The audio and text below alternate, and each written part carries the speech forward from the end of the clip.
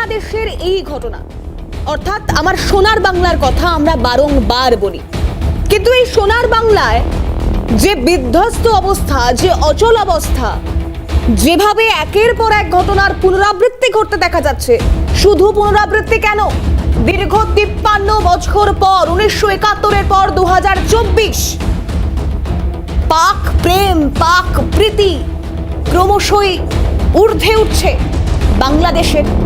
কেন বলছি? তার একাধিক কারণ রয়েছে। দেখুন, এক সময়ে যে পাকিস্তানের সঙ্গে যুদ্ধ হয়েছিল 1971-এ, রক্ত গঙ্গা বয়ে গিয়েছিল, মুক্তিযোদ্ধা, শুধু তাই নয়, এখনো পর্যন্ত তাদেরকে স্মরণ করা হয়। আর সেই বাংলাদেশ না হয় তারাই ঠিক করবে কে তার শত্রু হবে, কে তার বন্ধু হবে, কিন্তু পাক সেনাদের আসতে হবে বাংলাদেশি সেনাকে প্রশিক্ষণ দিতে। কেন? শুধু তাই নয়, 53 বছর পর যখন এই বাংলাদেশে পাকিস্তানি জাহাজ নোঙর করছে, তখন সেখানে বিস্ফোরক ভর্তি কন্টেইনার থাকছে। অন্তত আওয়ামী লীগের তরফ থেকে এক্সপোজ করে তেমনটাই দাবি করা হয়েছে। আওয়ামী লীগ কি দাবি করছে? আওয়ামী লীগ দাবি করছে যে গোটা কন্টেইনার সেখানে নাকি বিস্ফোরক ছিল। আওয়ামী লীগ দাবি করছে সেই বিস্ফোরক বাংলাদেশের সেনার কাছে নয়, তাহলে কাদের কাছে গেল? 21শে ডিসেম্বর চট্টগ্রামে নোঙর করা দ্বিতীয় যে জাহাজ, তাতে নাকি বিস্ফোরক ছিল, এমনটাই দাবি করা হচ্ছে আওয়ামী লীগের তরফ থেকে। আওয়ামী লীগ সেই বিবৃতি দিয়েছে। তাহলে পরিস্থিতি কি দাঁড়ালো? আইএসআই মদত রয়েছে, জঙ্গিদের বারবারন্ত বাড়ছে। কেন? এই বিস্ফোরক তত্ত্ব যে বিস্ফোরক দাবি করছে আওয়ামী লীগ, তার বিবৃতিতে একটা প্রতিবেদন শুরুতেই দেখাই আপনাদের, দেখুন।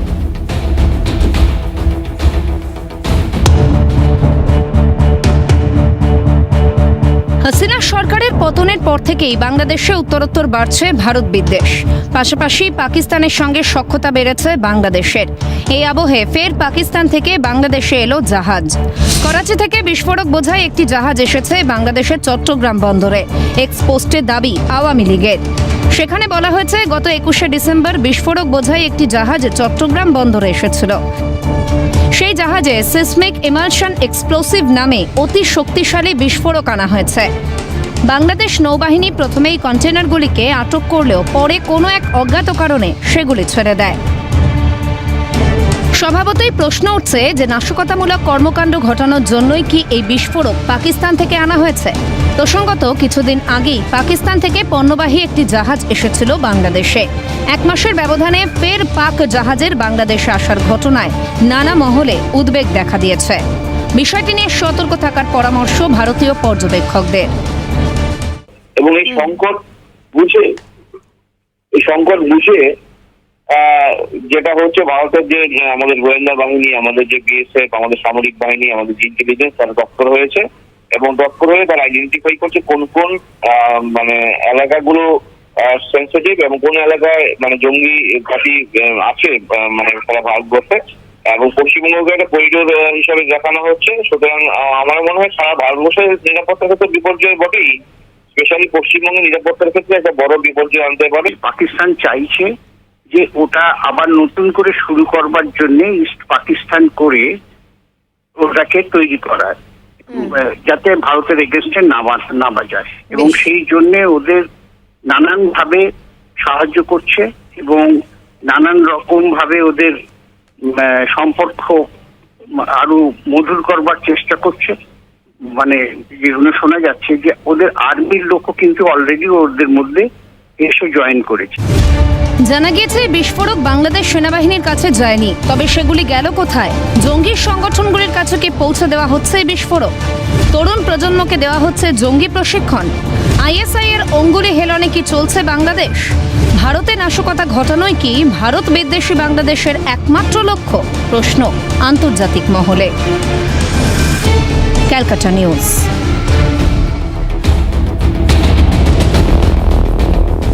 দেখুন, প্রতিবেদন আপনাদেরকে দেখালাম এবং এখান থেকে এটা ভীষণভাবে স্পষ্ট যে আমরা ঠিক কি বোঝাতে চাইছি। বাংলাদেশে পাক বিস্ফোরক তার নাম যখন আমরা অনুষ্ঠানের দিয়েছি তখন কেন আমাদের এই আলোচনা, এগুলো ভীষণ স্বাভাবিকভাবে প্রসঙ্গক্রমে আসবে। পাকিস্তানের সঙ্গে বাংলাদেশের সম্পর্ক, ভারতের সাথে বাংলাদেশের সম্পর্ক, এই পরিস্থিতিতে অর্থাৎ বাংলাদেশের এই অচলাবস্থার মাঝে বাংলাদেশের প্রচুর মানুষজন তারা ইউনূস সরকারপন্থী হতে পারেন, তারা বিএনপির নেতা নেত্রী হতে পারেন, এরকম অনেকের সঙ্গে আমাদের কথা বলবার সৌভাগ্য হয়েছে। আর সেই সৌভাগ্যবশত তারা অনেকেই অনেক সময় এরকমটা বলে থাকছেন এই মুহূর্তে দাঁড়িয়ে যে একটি দেশ, একটি রাষ্ট্র তখন কে কার বন্ধু হবে, কে কার শত্রু হবে, সময়ের সঙ্গে সঙ্গে সেই নাম কিভাবে বদলাবে সেটা তার অন্তর্বর্তী ব্যাপার। কিন্তু প্রশ্ন হলো যে ইউনূস সরকারের আমলে অর্থাৎ এই অন্তর্বর্তী সরকারের আমলে পাক প্রীতি বারবার অর্থাৎ পাক প্রীতি বেড়ে যাওয়ার অন্য কোনো বিশেষ কারণ আছে কি? বা আওয়ামী লীগের তরফ থেকে যে অভিযোগ করা হচ্ছে, এক্সপোজটা আরো একবার আপনাদেরকে দেখাতে চাইবো যে এক্সপোজটি রীতিমতো উল্লেখ করা হয়েছে যে 21শে ডিসেম্বর চট্টগ্রামে নোঙর হওয়া পাকিস্তানি জাহাজ, করাচি থেকে বিস্ফোরক বোঝাই একটি জাহাজ যা বাংলাদেশের চট্টগ্রাম বন্দরে এসেছে, এই বিস্ফোরক বোঝাই জাহাজ 21শে ডিসেম্বর এসেছিল। সিসমিক ইমালশন এক্সপ্লোসিভ নামে অতি শক্তিশালী বিস্ফোরক আনা হয়েছে। বাংলাদেশ নৌবাহিনী প্রথমে ওই কন্টেনারগুলিকে আটক করলেও পরে কোনো এক অজ্ঞাত কারণে সেগুলি ছেড়ে দেয়। আওয়ামী লীগের তরফ থেকে তা বিবৃতিতে বলা হয়েছে, তার বাংলা করে আমরা আপনাদেরকে দেখালাম। এরপর আসি আজকের আলোচনায়। অবশ্যই আলোচনায় থাকবো কারণ অনেকগুলো প্রশ্ন এই মুহূর্তে উঠছে। ওপার বাংলার অচলাবস্থার জের যাতে এপার বাংলায় অনুপ্রবেশ করছে, যার আড়ালে জঙ্গি যোগ কাজ করছে। ইতিমধ্যেই আজ আমরা দেখেছি যে জাল পাসপোর্ট চক্রের কিংপিং বলা হচ্ছে, মূল মাথা বলা হচ্ছে মনোজ গুপ্ত, যাকে অ্যারেস্ট করা হয়েছে গাইঘাটা থেকে। এই একাধিক তথ্যগুলো সামনে আসছে। আনসারুল বাংলা তারা মাথা চড়া দিচ্ছে। কাশ্মীর টু কানিং অর্থাৎ এই কাশ্মীর টু ক্যানিং এর জঙ্গি যোগ সেটাও সামনে আসছে। কাশ্মীর জঙ্গির হদিশ পাওয়া যাচ্ছে ক্যানিং থেকে।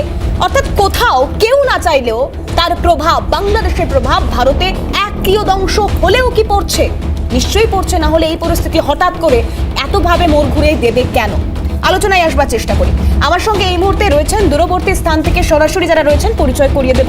ব্রিটিশ হিন্দু কাউন্সিলর ও লেবার পার্টির নেত্রী, সংখ্যালঘু ফোরামের সদস্য অর্থাৎ জাতিসংঘ সংখ্যালঘু ফোরামের সদস্যা পুষ্পিতা গুপ্ত। আমি ম্যামকে স্বাগত জানাবো, অনেক স্বাগত জানাবো আজকের এই আলোচনায় আমাদের সঙ্গে সময় দেওয়ার জন্য। স্বাগত জানাবো। আমার সঙ্গে আজকে রয়েছেন বাংলাদেশ পররাষ্ট্র ও রাজনৈতিক বিশ্লেষক মোহাম্মদ আনোয়ার হোসেন। আমি আনোয়ার সাহেবকেও স্বাগত জানাবো। আমার সঙ্গে এই মুহূর্তে রয়েছেন অবসরপ্রাপ্ত সেনাকর্তা ক্যাপ্টেন তাপস বন্দ্যোপাধ্যায়। আমি ক্যাপ্টেন স্যারকে স্বাগত জানাবো। এবং আমার সঙ্গে রয়েছেন রাজনৈতিক নেতা, স্টুডিও থেকে সরাসরি দেবব্রত রায়। আমি দেবব্রত রায়কে স্বাগত জানাবো এবং আর কিছুক্ষণের মধ্যেই বিজেপি মুখপাত্র সজল ঘোষ, সজলদা আমাদের সঙ্গে জয়েন করবে। আমি আলোচনায় আসবার চেষ্টা করব। আমি শুরুতেই একবার আনোয়ার সাহেবের কাছে যাওয়ার চেষ্টা করব। আনোয়ার সাহেব, একটা প্রশ্নই আমার মাথায় ঘুরপাক খাচ্ছে অন্তত আওয়ামী লীগের করা এই বিবৃতি দেখে, যেখানে যদি এটা সত্যিই হয়ে থাকে যে পাকিস্তান থেকে জাহাজে বিস্ফোরক বোঝাই জাহাজ আসছে এবং সেই জাহাজ বাংলাদেশের সেনার কাছে না গিয়ে কোথায় চলে যাচ্ছে, মানে এই যে এক্সপ্লোজিভ সত্যিই কি আনা হয়েছে? শেষ কয়েক মাসে বাংলাদেশের সঙ্গে পাকিস্তান প্রীতিও তো এক প্রকার নজর কাড়া। সেক্ষেত্রে আপনার কি মনে হয় যে বিবৃতি, সেই ছবিও আমরা দেখাচ্ছি, আওয়ামী লীগ পোস্ট করেছে যে ছবি, কন্টেনারগুলি থেকে বিস্ফোরক নাকি নামানো হচ্ছে? জি, সুপ্রিয় উপস্থাপক এবং কলকাতা নিউজের অপর আলোচকবৃন্দ, সবাইকে আমি মোহাম্মদ আনোয়ার হোসেন বাংলাদেশের পক্ষ থেকে, আমার ব্যক্তিগত পক্ষ থেকে অবিরাম শুভেচ্ছা জানাচ্ছি। আমি শুরুতে আপনার সাথে একটু দ্বিমত পোষণ করতে চাই। আসলে বাংলাদেশ আওয়ামী লীগ শব্দটি এখন আমাদের দেশে অনেকটা অপাঙ্গিত, কারণ হচ্ছে আওয়ামী লীগ কি বলে সেটি বাংলাদেশকে রিপ্রেজেন্ট করে না। এক নাম্বার টু হচ্ছে পাকিস্তান থেকে বাংলাদেশে কি এসেছে সেগুলো মধ্যাহ্নে দেবালোকের মধ্যে স্পষ্ট এবং এটা প্রণিধানযোগ্য কি কি এসেছে। সুতরাং কেউ একজন বলে দিল, একজন বহিপুর মানুষ বলে দিল, কেউ একজন এটা রিপোর্ট করলো, আসলে that's not টেস্টিফাইড, that's not verified news. এগুলো কোনো ভেরিফাইড কিছু না। আর বাংলাদেশ থেকে, বাংলাদেশের আপনারা নিজেরাও আপনাদের রিপোর্টে বলেছেন যে পাকিস্তান এই মুহূর্তে ইকোনমি বাংলাদেশ থেকে অনেক নিচে। সো পাকিস্তান বাংলাদেশের উপর ডিপেন্ডেন্ট, আমরা পাকিস্তানের উপর ডিপেন্ডেন্ট না। এখন দেখেন, একটা হচ্ছে যখন একটা মানুষ তার একটা দরজা বন্ধ হয়ে যায় তখন আরেকটা দরজা খুলে যায়, এটাই স্বাভাবিক। আমরা ভারতের সাথে বাংলাদেশের যে সম্পর্ক সেটি হচ্ছে অনেক সুন্দর, দ্বিপাক্ষিক সম্পর্কগুলো এত চমৎকার, এত সুন্দর যে আমরা আমাদের যে কোনো সময় আমাদের এতগুলো আপনার করিডোর আছে, এতগুলো আপনার প্রবেশদ্বার আছে, আমরা যে কোনো সময় যেতে পারি এবং খুব ন্যানো সেকেন্ডে ভারতীয় পণ্য বাংলাদেশে আছে চলে আসতে পারে। যখনই আমাদের নিত্য প্রয়োজন অর্থাৎ ডেইলি নেসেসারি কমোডিটিস গুলো আপনারা বন্ধ করে দিয়েছেন আনুষ্ঠানিকভাবে, তখনই কিন্তু পাকিস্তান আমাদের হাত বাড়িয়ে দিয়েছে যে আলু, পেঁয়াজ অর্থাৎ নিত্য প্রয়োজন দ্রব্য সামগ্রী আমাদের প্রয়োজনে তারা পাঠিয়েছে। সো এখানে আসলে আনোয়ার সাহেব, আমি একটু বিরত করছি আপনাকে, আমি একটু ইন্টারাপ্টও করছি বলতে পারেন। আপনি বলছেন যে আওয়ামী লীগ বাংলাদেশের জন্য অপ্রাসঙ্গিক, এটা আপনাদের মনে হচ্ছে, খুব ভালো কথা। আপনি বলছেন যে এটার কোনো ভ্যালিড নেই, খুব ভালো কথা আপনারা বলছেন। আপনি বলছেন যে ভারত দরজা বন্ধ করে দিয়েছে তাই পাকিস্তান হাত বাড়িয়েছে। আমার যতদূর মনে পড়ে আনোয়ার সাহেব, 4th August, 5th August, Dhaka to long march, Sheikh হাসিনার পদত্যাগ করা, সেই বৈষম্য বিরোধী আন্দোলন থেকে যদি আমি খুব ভুল না করি, ভারত বিদ্বেষী স্লোগান কিন্তু সেই সময় থেকে উঠে আসছে। ভারত বিদ্বেষী স্লোগান আজও উঠছে, ভারতকে শত্রু রাষ্ট্র ঘোষণা করবার দাবি উঠছে, এই সমস্ত কিছুই হচ্ছে। ভারত হঠাৎ করে শত্রু হয়ে গেল কেন? শেখ হাসিনা ভারতে এসে আশ্রয় নিয়েছে এই রকম একটা পরিস্থিতি থেকে কি? ভারতের বিরুদ্ধে আমরা কথা বলেছি, কিন্তু আমরা এতটুকু সৌজন্যবোধ আছে যে ভারতের দূতাবাসে আমরা হামলা করিনি। সো আপনি যদি জঙ্গি বলেন তাহলে বাংলাদেশের মানুষ জঙ্গি না। আপনি ভারতের আপনার শুভেন্দুর নেতৃত্বে যারা বিজেপির যারা হামলা করেছে তাদেরকে আপনি জঙ্গি বলতে পারেন, নাম্বার 1। নাম্বার 2 হচ্ছে আমি ভারতের পক্ষে বিপক্ষে বলতেই পারি, এটি তো আলোচনা, এটি হতেই পারে, কিন্তু তাই বলে এমন না যে আমরা দেশও মানে সারা দেশ আমরা ভারত বিরোধী। No, not necessary important. আমরা মনে করি ভারতের সাথে বাংলাদেশের সম্পর্ক এর অটুট আছে, সব ভবিষ্যতেও থাকবে, তবে আমরা একটা সমমর্যাদার সম্পর্ক চাচ্ছি, এটি আর কিছু না। বেশ, আমি অবশ্যই পরবর্তীতে আপনার কাছে যাব, কারণ আপনি আপনার একটা লাইন একটু নোট করে নিলাম। আপনি বলছেন যে পাকিস্তান বাংলাদেশের থেকে অনেকটাই নিচে, অর্থাৎ ইকোনমিক্যাল স্ট্যাটাস অনুযায়ী, সেক্ষেত্রে আপনারা পাকিস্তানের কাছে যাননি, পাকিস্তান আপনাদের কাছে এসেছে। আমি আলোচনা প্রসঙ্গে অবশ্যই পরবর্তীতে আপনার সঙ্গে কথা বলবো। এই মুহূর্তে স্টুডিও থেকে সরাসরি যোগ দিয়েছেন আলোচনায় বিজেপি মুখপাত্র সজল ঘোষ। আমি সজলদাকে স্বাগত জানাবো, এবং সজলদা আসার পর থেকে আনোয়ার সাহেবের অনেকটা কথাই আপনি শুনেছেন, এবং সেখান থেকে দাঁড়িয়ে রীতিমতো বাংলাদেশ, যে বাংলাদেশে এই মুহূর্তে যে খবর আমরা পেয়েছি, লাগাতার যে খবর সামনে আসছে, জঙ্গি যোগ স্পষ্ট হচ্ছে। শুধু তাই নয়, আনোয়ার সাহেব না মানলেও এটাও ঠিক যে জঙ্গি মুক্তিও ঘটেছে বাংলাদেশে এই সময় দাঁড়িয়ে। এই এপার বাংলা থেকে প্রচুর সংখ্যক জঙ্গিকে গ্রেফতার করা হচ্ছে। তারা বলছেন যে শুভেন্দু অধিকারী পরিচালিত বিজেপি নেতৃত্বরা জঙ্গি। এখন আমি এসব কথা বলবো না। অন্তত অনেক দিন বাদে এই আপনাদের চ্যানেলে একজন কাউকে দেখলাম, অন্তত তিনি মাস চারেক বাদে হলেও তিনি আজকে একটু ভারতের প্রতি সৌজন্য ভদ্রতা দেখিয়ে কিছুটা কথা বলেছেন, তাই ওনাকেও বিলো দি বেল্ট হিট করার এই মুহূর্তে আমার মানসিকতা নেই। আপনি বলছিলেন যে শেখ হাসিনা আসার পর থেকেই আমাদের ওদের ভারত বিরোধিতাটা কিনা, আমি বলছি এটা একদমই নয়। যেদিন ওদের সম্ভবত 4 কি 5th আগস্ট, 5th বোধহয় সেপ্টেম্বরে বোধহয় আন্দোলনটা ওদের প্রথম শুরু হয়, 1.5 তারিখ কিছু ভুল হতে পারে, সেদিন ওদের মিছিলের প্রথম স্লোগান ছিল যেটা, যে ভারত যাদের মামার বাড়ি, দিল্লি না ঢাকা। হ্যাঁ, অতএব ভারত বিদ্বেষটা ওদের মনের মধ্যে একদম খুব গভীরভাবে ছিল। আনোয়ার সাহেব তার মনে কি আছে আমি বলতে পারবো না, বা এই গত 4 মাসে উনি পরিস্থিতি অনুধাবন করে মন পাল্টেছেন কিনা আমি সেটাও বলতে পারবো না।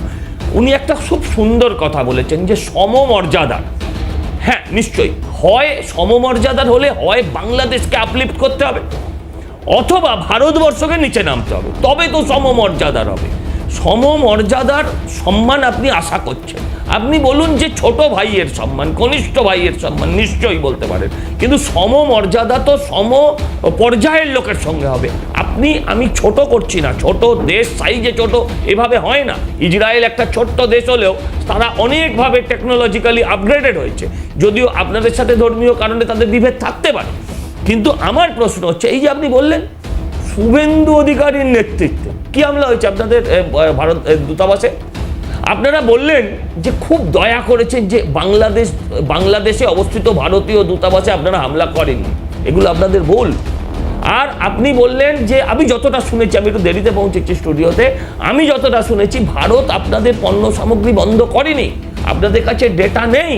আজকে খোঁজ নিয়ে দেখুন, আজকের ডেটে আপনি খোঁজ নিয়ে দেখুন ভারতবর্ষ থেকে কত চাল গম সহ নিত্য প্রয়োজনীয় জিনিস লাগে, যেটা আপনাদের কাছে আজকেও পৌঁছে দেওয়া হয়েছে টাকার বিনিময়ে, ফ্রিতে অবশ্যই নয়, সে টাকাটা কবে দেবেন আমি বলতে পারছি না এখন। কিন্তু আপনাদের এখনো বিদ্যুৎ আমরা সরবরাহ করে যাচ্ছে, আমার দেশের কোনো একটি ব্যবসায়িক সংস্থা হোক বা যাই হোক, তারা ভারতীয়, তারা কিন্তু এখনো বিদ্যুৎ সরবরাহ করে যাচ্ছে। অতএব দেখুন, দুটো দেশের মধ্যে প্রতিযোগিতা থাকুক উন্নয়নের, এই যে ভেঙে দেবো, কেটে দেবো, দখল করে নেব, এই জাতীয় কথাবার্তা এপার বাংলার মানুষের বুকে লাগে। আমাদের শুনুন, শেখ হাসিনাকে আপনি রাখবেন না, এটা তো অন্য ইস্যু। শেখ হাসিনাকে ভারতবর্ষ রাজনৈতিক শেল্টার দেবে না, এটা তো রাজনৈতিক ইস্যু। তাই বলে সাধারণ হিন্দু মানুষ, যারা মানসিকতার সনাতনী, যারা ধর্মে বিশ্বাস করে, তাদের উপর আঘাত আনছেন কেন? তাদের উপর অত্যাচার করে কোন বীরত্ব দেখাচ্ছেন? বরঞ্চ সেই বীর পুরুষদেরকে আমি সেলাম জানাই যারা বলেছিল, ফাঁকা আওয়াজ যদিও ছিল, যে 4 দিনে কলকাতা দখল করে নেব, সেটা করেনি, করার আস্ফালন দেখায়নি, বা সেগুলোর দিকে যাচ্ছি না। কিন্তু অনুরোধ করছি যে দেখুন, এই অনুরোধটা কিন্তু দুর্বলতা ভাববেন। অনুরোধ একটাই, যে আমরা সৌহার্দ্যের রাজনীতিতে বিশ্বাস করি, আমরা সাম্প্রদায়িকতার রাজনীতিতে বিশ্বাস ততক্ষণ করি না যতক্ষণ সামনের লোকটা সাম্প্রদায়িক কথা বলেন। আপনি শুভেন্দু অধিকারীর কথা বললেন, আপনাদের ওখানে এক নেতা, আমি এই মুহূর্তে নাম বলতে পারবো না, এই চ্যানেলেই তাকে প্রথম দেখানো হয়েছিল, আমি দেখেছিলাম। হ্যাঁ, যে আমরা যেমন বিলাত ফেরত ডাক্তার দেখি, তিনি বিদেশ থেকে প্রশিক্ষণ নিয়ে আসা জঙ্গি বলে ঘোষিত, অ্যারেস্টও ছিলেন। তিনি মমতা ব্যানার্জির উদ্দেশ্যে আহ্বান জানাচ্ছিলেন যে, মমতা তুমি বেরিয়ে এসে একটা বিচ্ছিন্ন রাষ্ট্র তৈরি করে নাও। এই জায়গাগুলোতে আপত্তি আছে। আবেদন করছি, অনুরোধ করছি, আবার বলছি, সেটা দুর্বলতা নয়, ভারতবর্ষের অনেক দায়বদ্ধতা। আপনাদের সেটা নাও থাকতে পারে, ছোটদের যেমন থাকে না, আপনাদেরও নেই। কিন্তু ছোট দেশ হওয়ার, ছোট লোকের দেশ হওয়ার দুটো এক নয়। আমরা বিশ্বাস করি কালচারালি আপনারা যথেষ্ট আপগ্রেডেড ছিলেন, কিন্তু যেদিন আপনাদের বিশ্ববিদ্যালয়ের মাটিতে জাতীয় পতাকাটাকে রেখে দিয়েছেন, সেদিন থেকে আমরা আপনাদের ঘৃণা করি। আপনিও করতেন যদি আমরা এটা করতাম। কিন্তু মাথায় রাখতে হবে যে সমস্ত কিছু তালি এক হাতে বাজে না, আপনি করলে আমিও করতে বাধ্য, কিন্তু শুরুটা কাদের থেকে হচ্ছে সেদিকটা নজর রাখাটা জরুরি। তাই অনুরোধ করব, অন্তত এটাও বলছি যে আপনি কোন দলের আমি এখনো জানি না হোসেন সাহেব, কিন্তু আমার আজকে প্রথম আমি একজনকে দেখেছি যে অন্তত একটু ভদ্রলোকের মতো কথা বলে। বেশ, আমি অবশ্যই আনোয়ার সাহেবের থেকে উত্তর নেব। একদিকে অবশ্যই বিস্ফোরক আনা হয়েছে, যে বিস্ফোরক অভিযোগ আওয়ামী লীগের তরফ থেকে করা হচ্ছে, আনোয়ার সাহেব তাতে আমল দিতে নারাজ, তিনি ভিত্তি খুঁজে পাচ্ছেন না ঠিকই, কিন্তু একের পর এক মন্তব্য, সেই ভারত বিদ্বেষী স্ট্যান্ডিং পয়েন্ট, এবং সেখান থেকে দাঁড়িয়ে পাক প্রীতি। আমি একটু পুষ্পিতা ম্যামের কাছে আসবার চেষ্টা করব। ম্যাম, একটা প্রশ্ন একটু আমি রাখতে চাইবো, কারণ একদিকে সংখ্যালঘুদের উপর লাগাতার নির্যাতন, আমি সংখ্যালঘুদের উপর নির্যাতনের অংশটা নিয়ে অবশ্যই আপনার কাছে আসবো, কিন্তু তার আগে আপনার ঠিক কি মনে হয় একটু জানতে চাইবো, কারণ এই পাক প্রেম, পাক প্রীতি, পাকিস্তানি সেনা বাংলাদেশের সেনাদের প্রশিক্ষণ দেবে, মহড়া হবে, যৌথ মহড়ায় পাক সেনাবাহিনীর সঙ্গে বাংলাদেশের সেনাবাহিনী 15 বছর পর 2025-এ অংশ নিতে চলেছে। মানে এই পাক প্রীতিটা হঠাৎ করে কেন, বা কোন কোন দিক থেকে বাংলাদেশ এতে লাভবান হতে পারে? নমস্কার তিথি, আমাকে কি পরিষ্কার শোনা যাচ্ছে? একদম পরিষ্কার শোনা যাচ্ছে। আচ্ছা, আপনার মাধ্যমে, আপনার চ্যানেলের মাধ্যমে বাংলাদেশে বসবাসরত সকল সংখ্যালঘু যারা খুব কষ্টের মধ্যে দিন কাটাচ্ছেন, আমি সকলকে আমার প্রণাম জানাচ্ছি, ছোট বড় সকলকে আমার প্রণাম জানাচ্ছি, কারণ ওনারা যে কষ্টের মধ্যে দিন যাপন করছেন, আমি তাদের জায়গা থেকে আমি তাদের কষ্টটা অনুধাবন করতে পারছি, এবং আমি আপনার চ্যানেলের মাধ্যমে আমি সকলকে আমার প্রণাম জানাচ্ছি। যে প্রশ্নটা আপনি করেছেন, পাকিস্তান থেকে আসা পাকিস্তান প্রীতিটা, পাকিস্তানের সাথে আমাদের সম্পর্কটা 1971 সালে শেষ হয়ে গিয়েছিল। প্রত্যেকটা দেশের একটা পলিসি থাকে, সেই পলিসিগত কারণে হয়তো অনেক দেশের সাথে, যেহেতু আমরা কমনওয়েলথের মাধ্যমে, কমনওয়েলথ কান্ট্রি পাকিস্তানও সেখানে আছে, সেই সুবাদে আমাদের কিছু সম্পর্ক থাকবে এবং থাকাটা উচিত। কিন্তু এই যে জাহাজে করে যে 2টা জাহাজ আমাদের বাংলাদেশে আসলো, সেটা নিয়ে অনেক প্রশ্ন উঠেছে। আমি বাংলাদেশে যেতে পারছি না, আমি এই জাহাজের ভিতরে কি আছে আমি দেখতে পাচ্ছি না। কিন্তু আমার প্রশ্ন আপনার মাধ্যমে, আমাদের এখানে একজন আমাদের গেস্ট আছেন আনোয়ার ভাই, আমি ওনার কাছে প্রশ্ন রাখতে চাই, যদি এখানের মধ্যে আলু পেঁয়াজ চিনি থেকে থাকে, সেটা কেন আমাদের সামনে, বাংলাদেশের মিডিয়ার সামনে সেটা খুলে দেখানো হচ্ছে না? এবং আলু যে বক্সগুলো আমরা দেখতে পেয়েছি, যে যেগুলোকে আমরা বিস্ফোরক হিসাবে আমরা শুনতে পাচ্ছি, সেটা সেরকম বক্সে কি আমরা চিনি আনতে পারি, বা আলু থাকতে পারে বা পেঁয়াজ থাকতে পারে, সেটা নিয়ে আমার যথেষ্ট সন্দেহ আছে। এবং আমি দাবি করছি সেই জাহাজটা জনসমক্ষে উন্মুক্ত করে দেখানো হোক। আলু পেঁয়াজ দেখাতে আমি মনে করি পুষ্পিতা না ম্যাম, বাংলাদেশ একটু সরকারের বিরত করে আমি জাস্ট একটা লাইন অ্যাড করতে চাইছি যে কেন আজকে এই প্রশ্নগুলো আমরাই বা তুলব।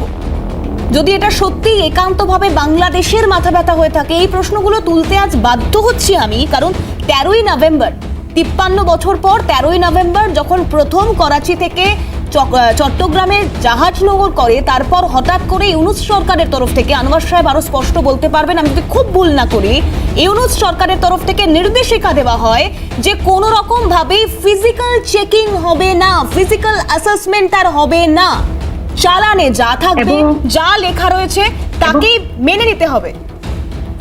এবং যারা ওখানে ওটা দেখতে চেয়েছিলেন বা যারা এটা স্ক্যানিং করতে চেয়েছিলেন, তাদেরকে সেই সময় ওনাদেরকে সাসপেন্ড করা হয় বা বদলি করানো হয়, যেটুকু আমি জানি।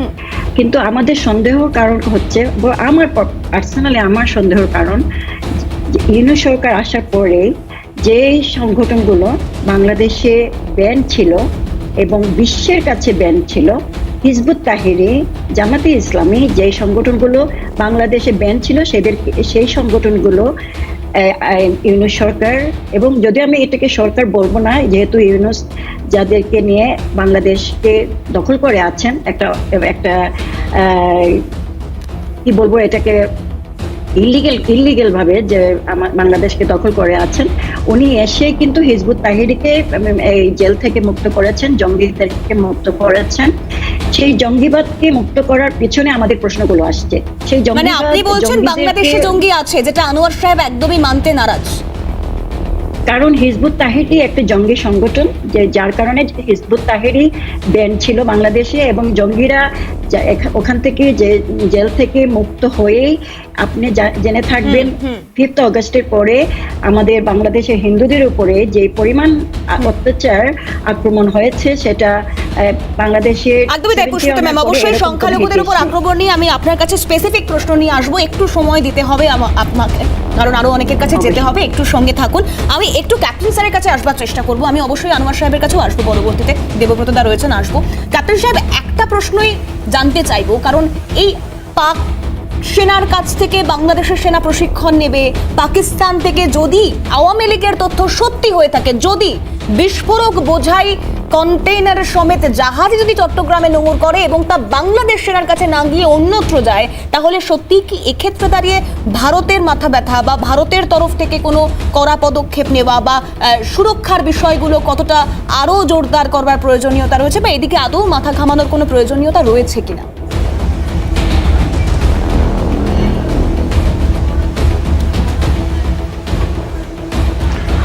আমি একটু পেছিয়ে যেতে চাই। একদম 1965 সালে যখন জুলফিকার আলী ভুট্টো ছিলেন, তখন উনি ইউএন জেনারেল অ্যাসেম্বলিতে একটা স্পিচে বলেছিলেন, ভারতবর্ষ পাকিস্তানের সঙ্গে 1000 বছর যুদ্ধ করবে। এবং তারপরে 1965 গেল, 1971 পরে জিয়াউল হক তিনি বললেন we will inflict 1000 wounds on India, 1000 cuts, এবং সেটা পরে মিলিটারি ডক্ট্রিন হিসেবে পাকিস্তানে অ্যাকসেপ্টেড হয় যে we will inflict 1,000 cuts on India. এখন এই 1,000 কাটসটা কি করে হবে?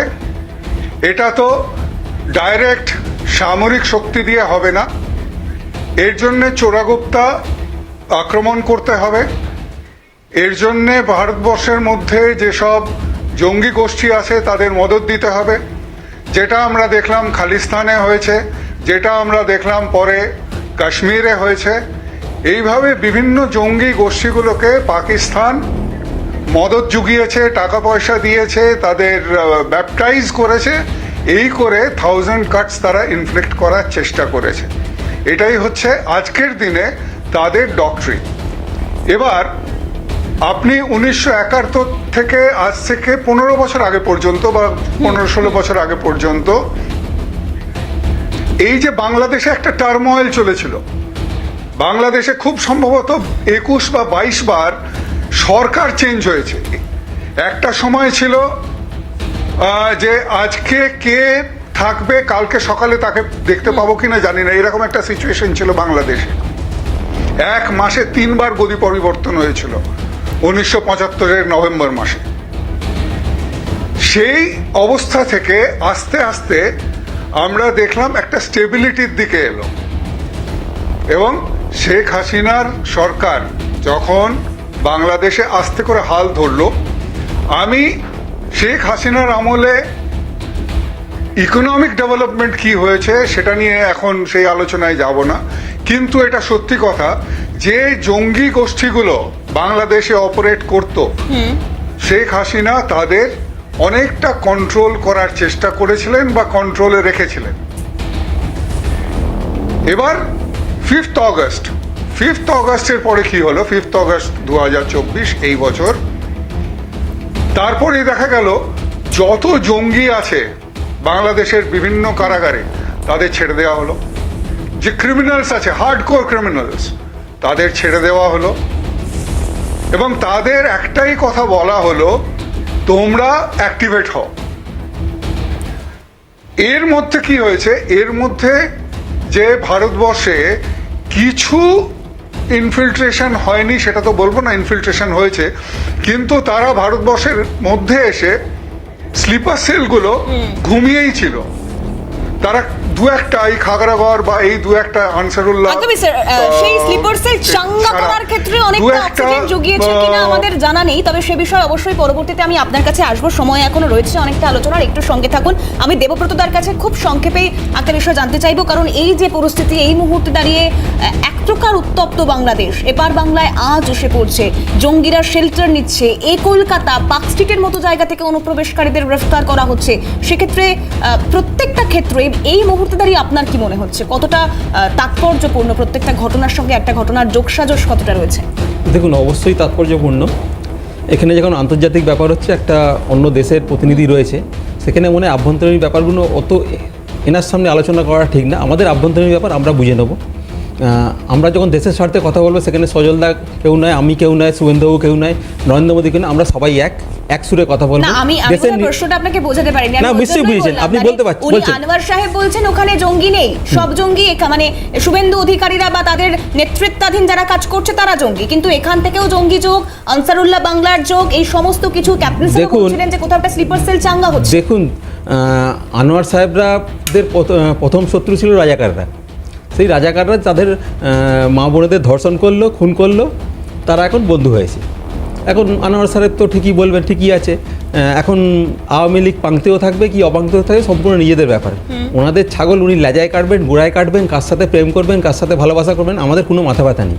কিন্তু ভাই, যদি তোমাদের কোনো কাজকর্ম আমাদের দেশের পক্ষে হানিকারক হয়, ক্ষতিকারক হয়, কিংবা অসম্মানজনক হয়, আমরা কিন্তু ভাই ছেড়ে কথা বলবো না। আমরা সাধারণ মানুষ, আমরা ভারতীয়, আমাদের আত্মঅভিমান রয়েছে, আত্মসম্মান রয়েছে।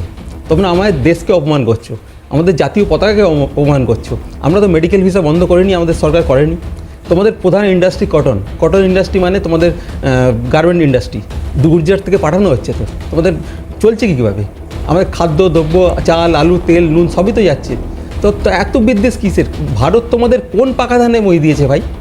আমরা তোমাদের কোনো ক্ষতি করিনি, আমরা তো ছোটো ভাই মনে করি। সজলদা যেটা বললো খুব ভালো কথা।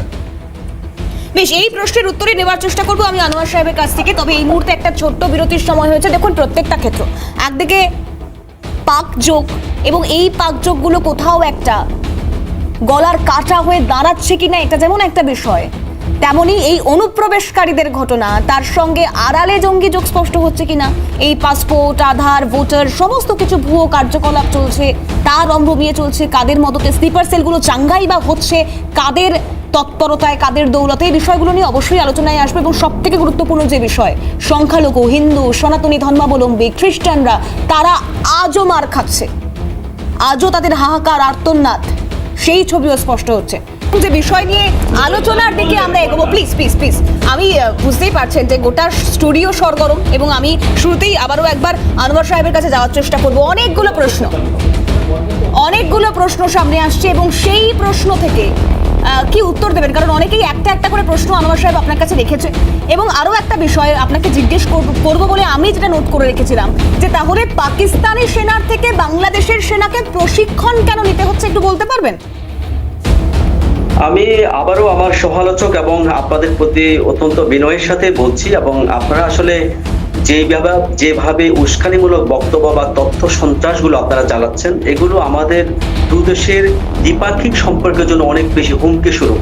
বিশেষ করে 24-এর বাংলাদেশে আমরা যারা নতুন প্রজন্ম, আমরা আমাদের এতদিন যারা ঘুম পাড়িয়েছিল, আপনার জ্ঞাতার্থে একটু বলে রাখছি, আমাদের বর্তমান র্যাবের প্রধান তিনি বলেছেন যে বাংলাদেশে এতদিন যে জঙ্গিগুলো আটক ছিল, জঙ্গিদেরকে মারা হতো, জাহাজবাড়ি, মিরপুরের জাহাজবাড়িতে একসাথে 11 জনকে মেরে ফেলেছে, সবগুলো ছিল নাটক।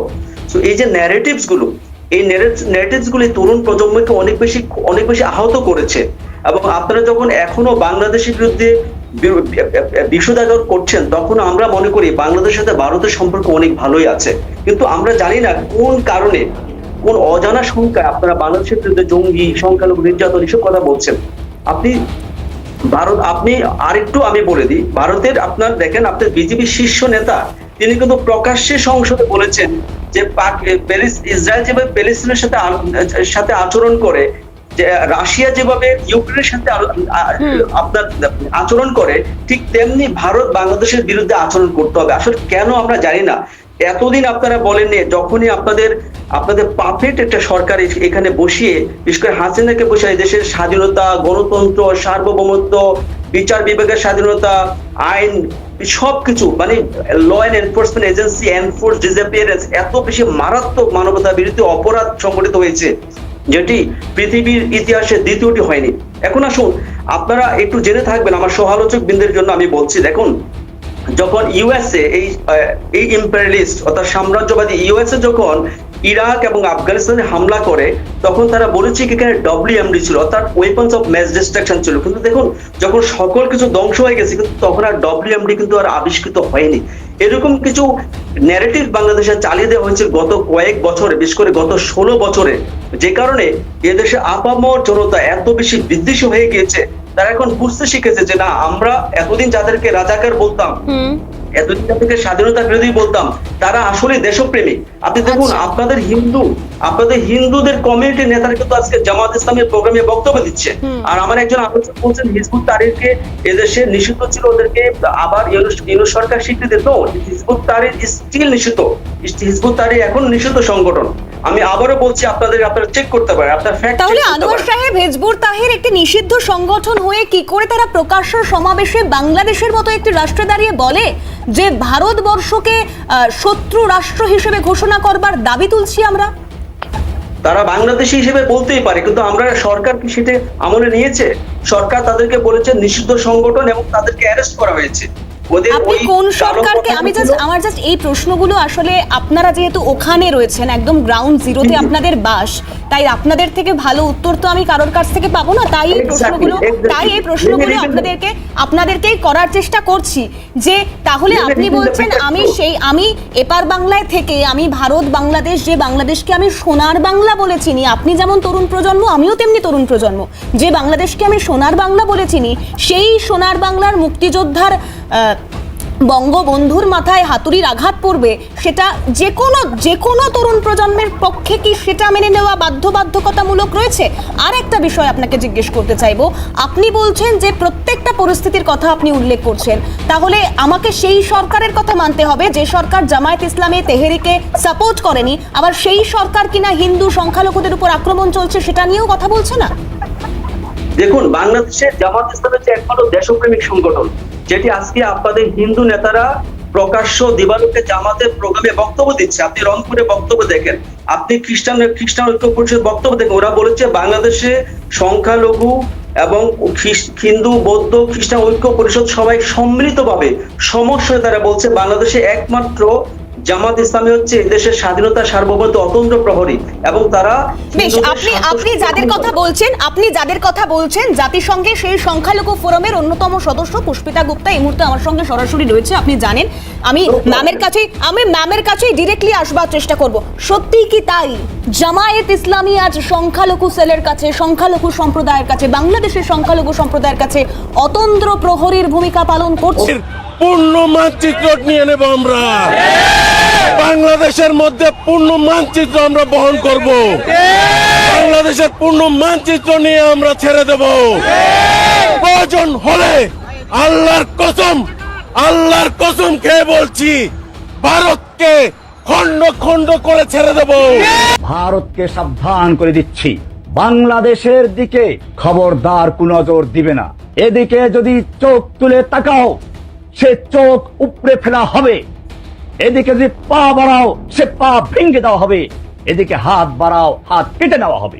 যদি বাংলাদেশের দিকে এক পা বাড়াও, আমরা সেভেন সিস্টারকে বলে দেবো, চায়নাকে বলে দেবো, চিকেন নেক বন্ধ করে দাও। সেভেন সিস্টারকে স্বাধীনতার আন্দোলনে ঝাঁপিয়ে পড়তে বলো। কাশ্মীরকে বলবো তোমরা স্বাধীনতার জন্য তৈরি হও।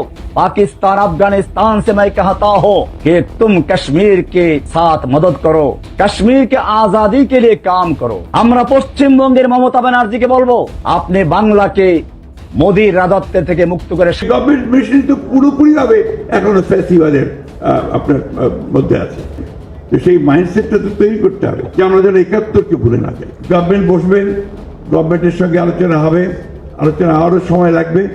যত বেশি সময় যাবে আমাদের কাছে মনে হয় যে সমস্যাগুলো তত বাড়বে।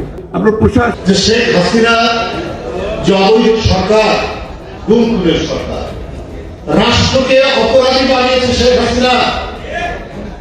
এই অপরাধের দোষর কে ছিল জানেন? আরেকটি রাষ্ট্র, তার নাম হচ্ছে ভারত।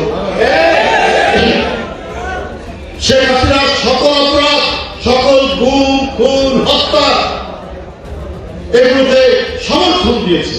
এই দুষ্কর্মে তারা সাক্ষী হয়েছে, কিন্তু আর কোন রাষ্ট্রে এই শেখ হাসিনাকে সমর্থন দেয়নি। আমি একদম সরাসরি ক্যাপ্টেন স্যারের কাছে প্রশ্ন রাখবার চেষ্টা করব। বারংবার বাংলাদেশের কেউ না কেউ এই ধরনের মন্তব্য করেছেন, ফ্রন্ট ফুটে এসেছেন, সামনের সারিতে এসেছেন, সংবাদ শিরোনামে এসেছেন, কিন্তু আমরা দেখলাম যে কোথাও একটা কাশ্মীর থেকে জঙ্গি যোগ, কাশ্মীরের জঙ্গি ক্যানিং এ ধরা পড়লো। আবার কোথাও আমরা দেখলাম যে আনসারুল বাংলার টিমের ৮-৮ জঙ্গি গ্রেফতার করা হয়েছে, যাদের নাকি লক্ষ্য বা টার্গেটে ছিল শিলিগুড়ি, অর্থাৎ যে শিলিগুড়ি করিডোর থেকে সেভেন সিস্টার্স অব্দি পৌঁছানো খুব সহজ, অর্থাৎ ৩৭তম তালিকায় থাকা বাংলাদেশ চতুর্থ সামরিক শক্তির তালিকায় থাকা চতুর্থ ভারতবর্ষকে সেভাবে না মারতে পারলেও কি এইভাবেই একটু একটু করে খন্ড খন্ড করবার পরিকল্পনা নিচ্ছে বলে আপনার মনে হয়?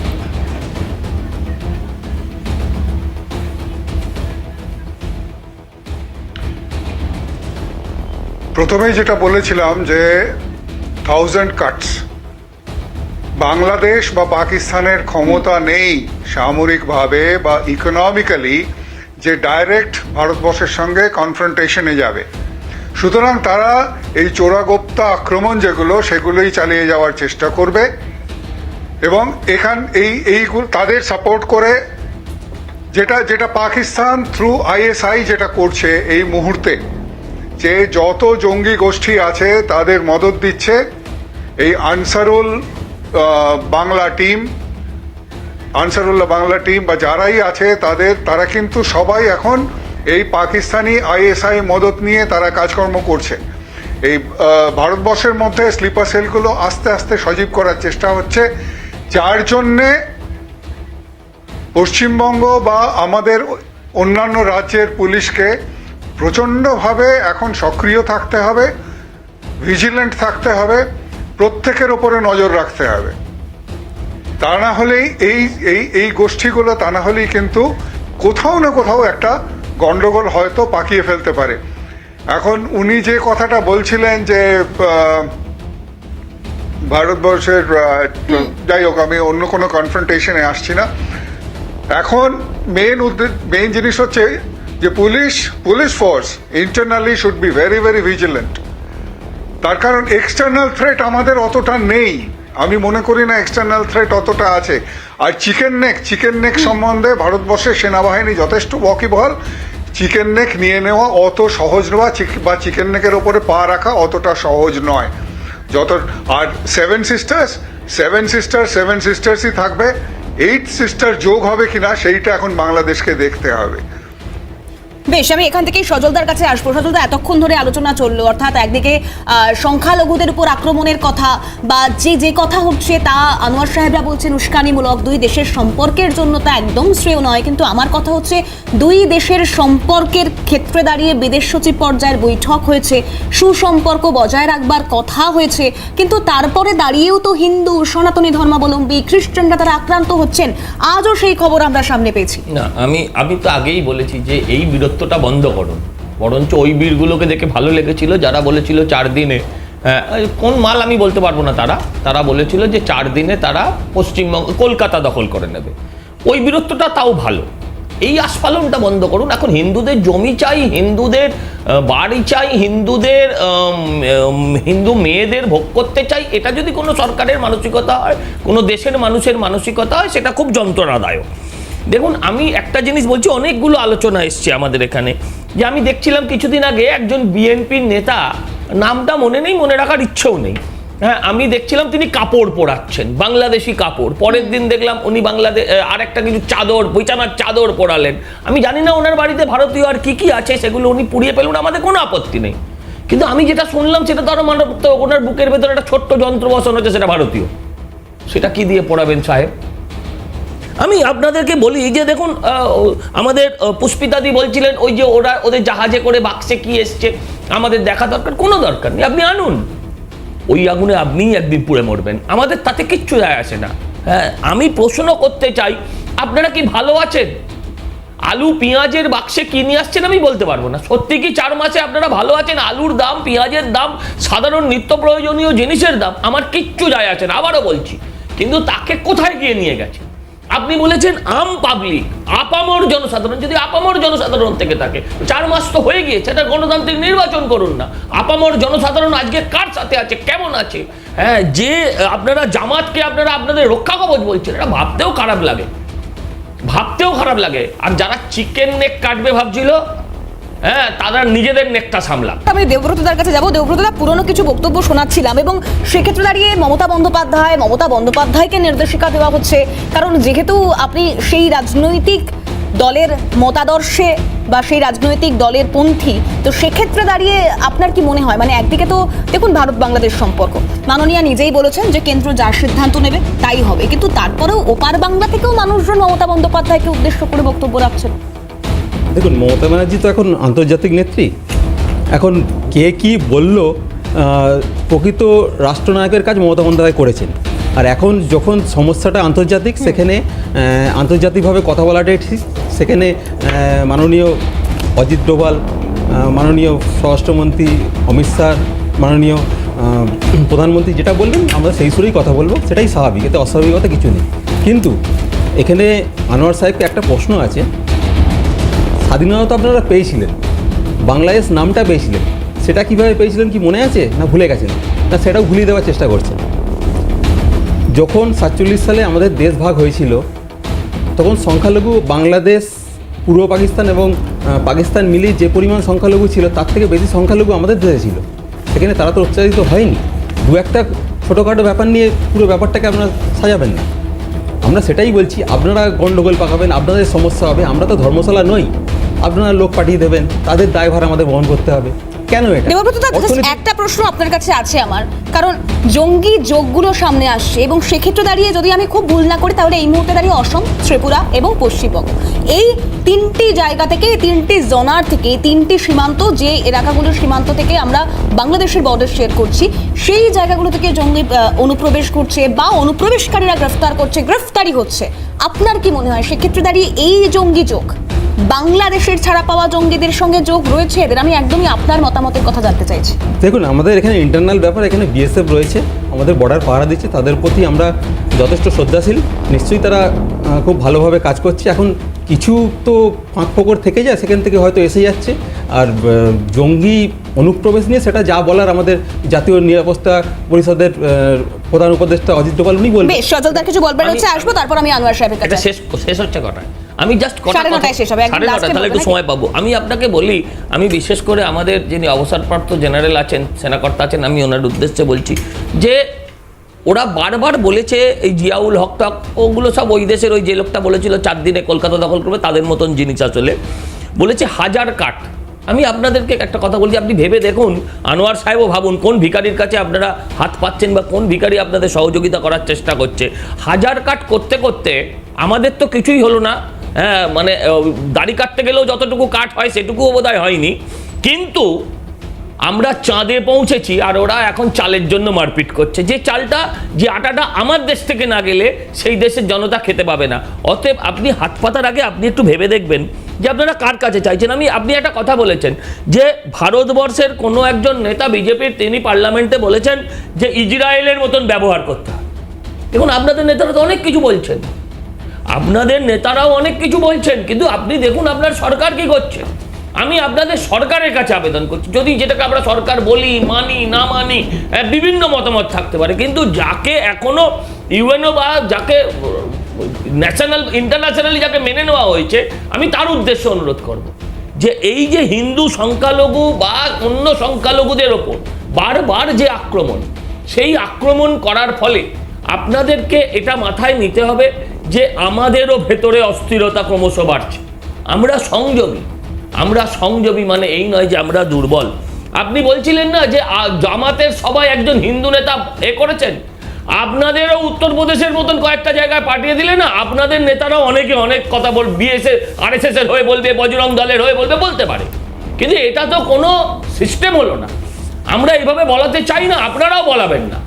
আমি বলতে চাই যে চিন্ময় প্রভুর, আপনাদের যদি এত গণতান্ত্রিক ব্যবস্থা, আপামর মানুষ এত ন্যায় নিষ্ঠা মেনে চলছেন, চিন্ময় প্রভু আইনজীবীটা তো দিন, আপনারা জনসমক্ষে আনুন।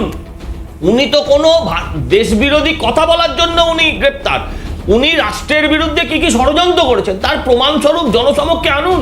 এটা তো শুধু একটা মানুষের নয়, ইসকনের মতন একটা সংস্থা, আমাদের মতন এখানে 100 কোটির ওপরে আমরা যারা হিন্দুরা বাস করি, তাদের মানসিক আঘাত। আমরা আপনাদের চিরদিন ভাই ভেবে এসেছি, কিন্তু কখনো যেন আমরা সিরাজদৌলার থেকে শিক্ষা না নিই যে আপনাদের মির্জাফর মনে করি। তাই অনুরোধ করছি, আপনাদের আবেদন করছি, আবারও বারবার বলছি, অনুরোধ, আবেদন, এই শব্দটা হচ্ছে ভদ্রতা। বেশ, আমি আনোয়ার সাহেবের থেকে উত্তর নেওয়ার চেষ্টা করবো। বলুন আনোয়ার সাহেব। জি, আমি প্রথমে বলি, দেখুন 1947 পরে আপনারা কিন্তু এরকম কিছু ইন্টারপ্রিটেশন দিয়ে গোয়া, সিকিম এবং হায়দ্রাবাদ দখল করেছেন। আজকে দেখেন বাংলাদেশ ভারতের যে সীমান্ত, সেটি পৃথিবীর সবচেয়ে বড় মৃত্যু উপত্যকা, যেখানে ফেলানিদের লাশ কাটাতারে ভিড়ে, যেখানে ভারতের ফেলানি আর দুটো নাম বলুন, আমি আবারও বলছি, আর দুটো নাম বলুন। Let me clarify. আরে বাংলাদেশিরা এত ইংরেজি বলে আজকাল। আধিপত্যবাদী কথা বলতে না, ফেলানির নাম বলেছেন, আপনাকে আমি বলতে হবে, ফেলানির নাম বলেছেন, আপনি আরো দুটো নাম বলুন। আজকে ফেলানির কথা মনে পড়ছে আপনাদের? আরে আপনারা বলুন, আরো দুটো নাম বলুন। মৃত্যু উপত্যকা বলেছেন, পুরো বাংলাদেশে হিন্দুদের জন্য মৃত্যু উপত্যকা আপনারা বানিয়েছেন।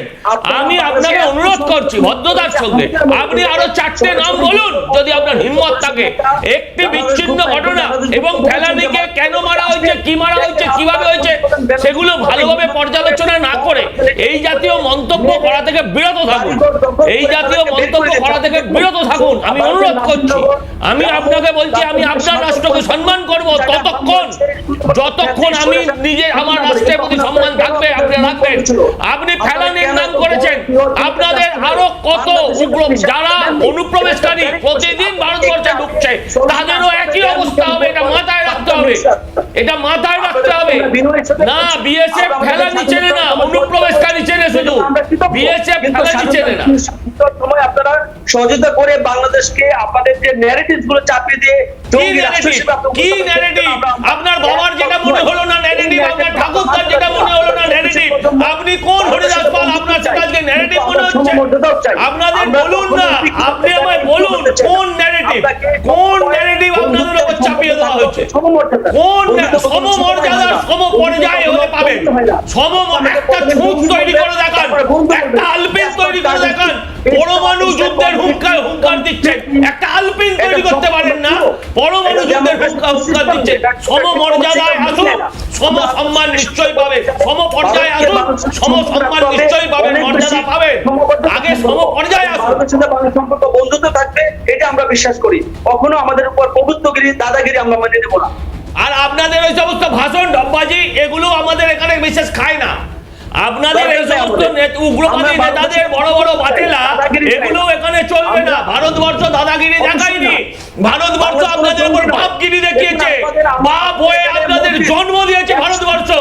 আজকে আপনারা রাজাকারকে বলছেন আপনাদের দেশপ্রেমিক, আপনাদের মা বোনেদের ধর্ষণ করেছিল, আপনাদের পূর্বপুরুষদের ধর্ষণ করেছিল যারা, তাদেরকে আজকে আপনাদের দেশপ্রেমিক মনে হয়। আপনাদের এই বাংলাদেশ আমাদের হিন্দুদের, বাংলাদেশ বাঙালি। আরে বললাম না, আপনি আসবেন, আপনাকে ভারতবর্ষের বহু জায়গায় আপনাকে ভারত মাতা কি জয় বলিয়ে দেবো। আপনি আসবেন, আপনাকে ভারত মাতা কি জয় বলিয়ে দেবো। আমি একটু পুষ্পিতা ম্যামের কথা শুনবো প্লিজ। ওনারা দুজনেই যেহেতু দূরবর্তী স্থান থেকে রয়েছেন, প্লিজ। যেখানে আপনারা বিষয়টা হচ্ছে আমাকে তো বলতে পারেন, এই জঙ্গি তকমা দিয়ে ন্যারেটিভস গুলো দিয়ে বাংলাদেশকে আপনারা একটা দুই ভাগ করে দিয়েছেন। আপনারা সাধারণত বিরোধী বোমাগুলি নিয়ে যুদ্ধ করে তারা শুধু জঙ্গি নয়। আমি সবার কাছে আসবো, আমি সবার প্রশ্নের উত্তর দেবো। একটু দেবব্রত আমি আসি, ক্যাপ্টেন স্যার আমি আসবো, একটু জাস্ট পুষ্পিতা ম্যামের কথাটা শুনে নিই, আমি ক্যাপ্টেন স্যার আসবো আপনার কাছে। ম্যাম বলুন। আচ্ছা তিথি, থ্যাংক ইউ। আসলে বিষয়টা হচ্ছে যে ডক্টর ইউনূস যখন আমাদের সংখ্যালঘুদের এই নির্যাতন চলছে 5 আগস্টের পরে, তখন উনি আল জাজিরাতে একটা ইন্টারভিউ দিয়েছেন 17 নভেম্বর, যতটুকু আমার ডেটটা মনে আছে। উনি বলেছেন এইগুলো যখন আল জাজিরার মতো একটা ইসলামিক চ্যানেল ওনাকে প্রশ্ন করেছে বাংলাদেশে হিন্দুদের উপরে নির্যাতন হচ্ছে কিনা, উনি পুরোপুরি অস্বীকার করে বলেছেন এটা ইন্ডিয়ার প্রপাগান্ডা। তো আপনি একটা আশা করতে পারেন যে দেশের একজন রাষ্ট্রপ্রধান বলবো না, যে দেশকে উনি দখল করে আছেন এবং ওনাদের মধ্যে জঙ্গিদের মধ্যে উনি সেটাকে উনি নেতৃত্ব দিচ্ছেন, ডক্টর ইউনূস, উনি যদি বলে থাকেন এটা ইন্ডিয়ার প্রপাগান্ডা, সেই ক্ষেত্রে যে আমাদের সাথে যে আনোয়ার আছেন উনি বলছেন উনি ভারতের সাথে একটা ভালো সম্পর্ক করতে চান। তো এই যে একটা কন্ট্রাডিক্টরি একটা ন্যারেটিভ যে আমরা হিন্দুদের মারবো, আমরা হিন্দুদের যা ইচ্ছা করবো, তারপরে আমরা ভারত আমাদের সাথে একটা ভালো সম্পর্ক রাখবে, ভারতের সাথে আমাদের সুসম্পর্ক থাকবে, এই জিনিসটা এই স্বপ্নটা কেন ওনাদের মাথায় আসছে? ওনাদের তো সম্পর্ক, ওনাদের শত্রু হওয়া উচিত পাকিস্তানের সাথে, ওনাদের পাকিস্তানের সাথে। আমি ভারতের নাগরিক নই, আমি বাংলাদেশের একজন গর্বিত বাঙালি। আমি আবারও বলছি, আমি বাংলাদেশের একজন গর্বিত বাঙালি। আমি ইন্ডিয়ান, আমি পশ্চিমবঙ্গের কোনো বাঙালি না, আমি বাংলাদেশের একজন গর্বিত বাঙালি। এবং বাংলাদেশে প্রত্যেকটা বাঙালির মতো আমারও অধিকার আছে, আমার পরিবারের অধিকার আছে, এবং এই বাংলাদেশের জন্য আমার পরিবারের যে অবদান আছে, আমার মতো অনেক সংখ্যালঘুদের, অনেক হিন্দুদের, অনেক সনাতনীদের অবদান আছে, এবং এই বাংলাদেশ আমাদের মতো সব বাঙালিদের। আমাদের এই বাংলাদেশকে কথা বলার অধিকারও নেই, এই তো হচ্ছে আজকের বাংলাদেশ। এখন যারা এই বাংলাদেশকে আমাদের কথা বলতে দিচ্ছে না, এই বাংলাদেশের সনাতনীদেরকে যারা স্বীকার করছে না। বেশ, আমি আলোচনায় আসবো। আলোচনার একদম লাস্ট ল্যাপে রয়েছে, একদম শেষ পার্টে রয়েছে। আমি ক্যাপ্টেন স্যারের কাছে আসবার চেষ্টা করব। ক্যাপ্টেন স্যার বলুন, কি বলতে চাইছিলেন?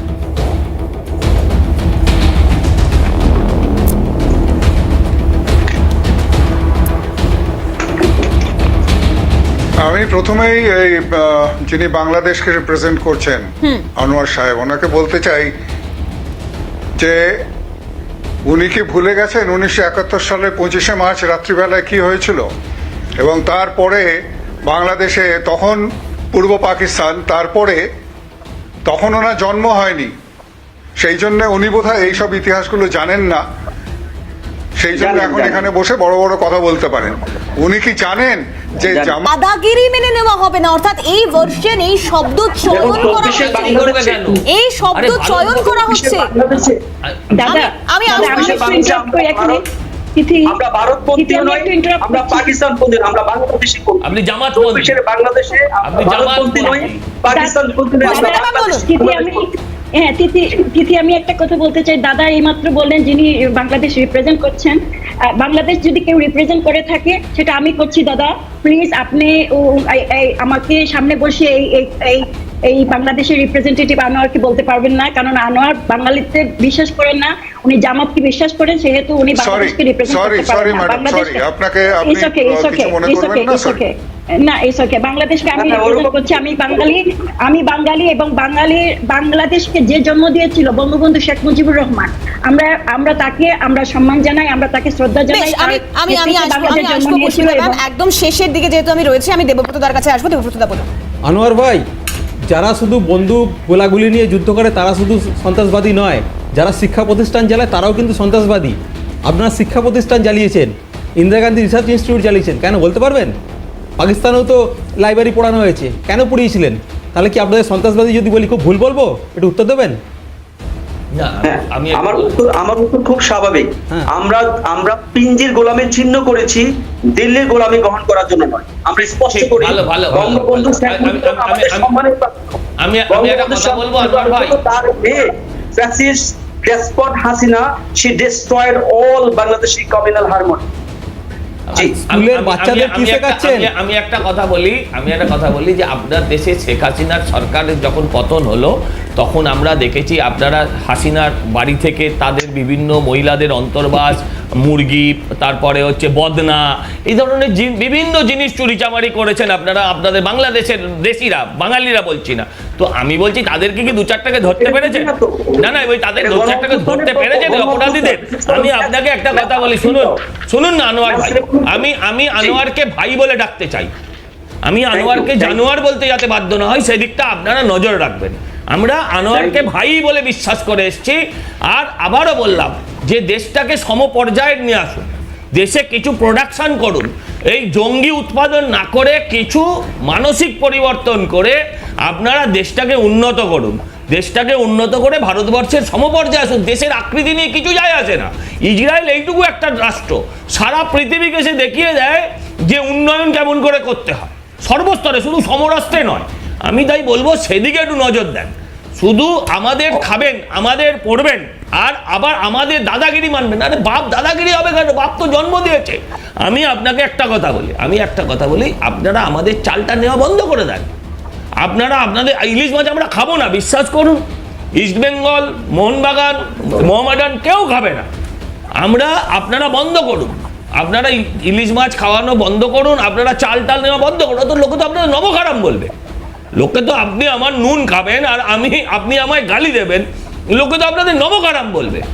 বেশ, আমি আজকের অনুষ্ঠান শেষ করব, একদম শেষ জাস্ট ওয়ান লাইনার আমি একটু পুষ্পিতা ম্যামের কাছে জানবার চেষ্টা করব। যেহেতু জাতিসংঘের সংখ্যালঘু ফোরামের সদস্য তিনি, সেক্ষেত্রে সংখ্যালঘুদের উপর আক্রমণ এতভাবে বিদ্বেষ ছড়াচ্ছে বাংলাদেশে, সেক্ষেত্রে দাঁড়িয়ে আপনাদের তরফ থেকে কোনো রকম কোনো কর্মসূচি বা তাদেরকে প্রতিহত করবার কোনো রকম কোনো রাস্তা আপনারা এই মুহূর্তে পেয়েছেন? খুব সংক্ষেপে ম্যাম। আমরা খুব চেষ্টা করছি, আমরা জাতিসংঘে গিয়েছিলাম, জাতিসংঘে আমরা সম্পূর্ণ বাংলাদেশের বর্তমান চিত্র সম্পূর্ণ তুলে ধরেছি। আমরা ইন্ডিয়া গভর্নমেন্টের কাছে সম্পূর্ণ চিত্র তুলে ধরেছি এবং আগামীকাল বিকেলে আমাদের দিল্লিতে একটা প্রেস কনফারেন্স আছে এবং কলকাতাতে আমাদের আগামী 2 তারিখে একটা প্রেস কনফারেন্স আছে এবং সেই প্রেস কনফারেন্সের মাধ্যমে আমরা সারা বিশ্বকে জানিয়ে দেব বাংলাদেশে আমাদের সংখ্যালঘু সম্প্রদায়ের উপরে কি হতে যাচ্ছে। এবং যেহেতু বাংলাদেশের মিডিয়া বাংলাদেশের এই নির্যাতনের কথা, সংখ্যালঘুদের কথা তুলে ধরছেন না, আমাদেরকে ইন্ডিয়ার হেল্প নিতেই হচ্ছে এবং সেই জন্য আমরা আগামীকালকে এবং আগামী 2 তারিখে আমরা প্রেস কনফারেন্স বেশ, অবশ্যই পরবর্তী কর্মসূচি এবং পরবর্তী সব রকম খবরাখবরের দিকে নজর থাকবে। আমি অনেক ধন্যবাদ জানাবো যারা যারা উপস্থিত ছিলেন, প্যানেলিস্ট যারা ছিলেন তাদের প্রত্যেককে অনেক ধন্যবাদ জানাবো, তারা তাদের মূল্যবান সময় আমাদের সাথে দিয়েছেন, আমাদের দর্শকদের জন্য উদ্দেশ্য করে দিয়েছেন। কিন্তু এরপরে দাঁড়িয়েও এই দাদাগিরি বা এই সমস্ত রকম যে শব্দ চয়ন করা হচ্ছে না ওপার বাংলার তরফ থেকে, আবারও বলছি আমরা সোনার বাংলা বলতে বিশ্বাসী। রবি ঠাকুর, নজরুলে আমরা কোনো ভেদ কোনো দিন করিনি, আগামীতেও করব না। কিন্তু যে পরিস্থিতি তৈরি হচ্ছে সেক্ষেত্রে আমি, আমার সহনাগরিকরা, আমি যে দেশের বাসিন্দা সে দেশের প্রত্যেকটা মানুষ যাতে সুরক্ষিত থাকে, যাতে তারা ন্যায় বিচার পায়, এবং আমার ওপারে থাকা সংখ্যালঘু বন্ধু বান্ধবরা, আমার গুরুজনরা, তারাও যাতে ন্যায় বিচার পায়, তার জন্য যে লড়াই চলছে সেদিকে অবশ্যই আমাদের প্রত্যেকটা মুহূর্তের দিকে নজর থাকবে। আপনাদের নজর থাকুক ক্যালকাটা নিউজে।